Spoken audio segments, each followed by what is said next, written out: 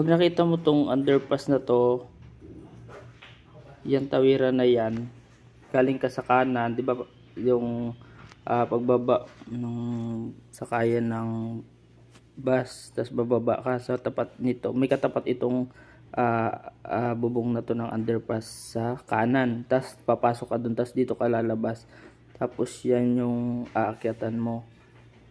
Pwede ka nang maglakad papunta dun sa agency. Yan paliko na yan, diretsuhin mo lang yan, ayan, yun yung papasok na yun dun sa may paradahan.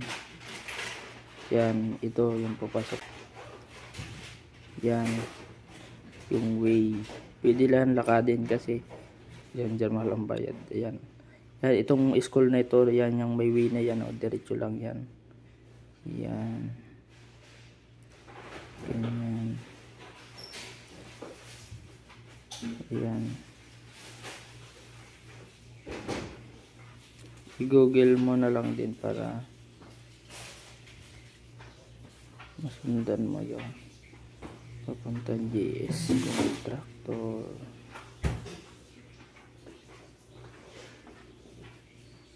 Kasi pwede naman siyang lakarin. Yan.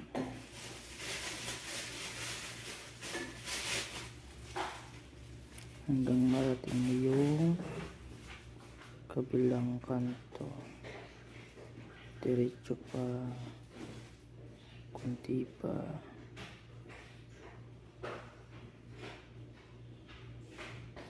Yan, paglalampas ng konti dito sa building na to,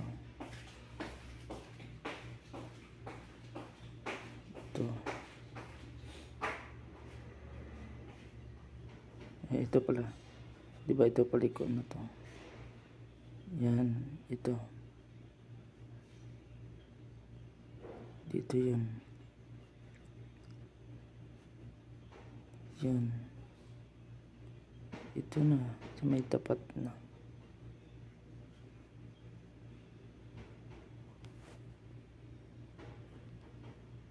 Yun pala yung mata sa building.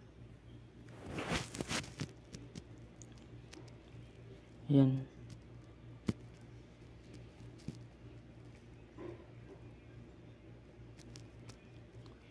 ito itong building na to. Yan, pasok ka dito, yan yung building na to, yan yung GS Contractor.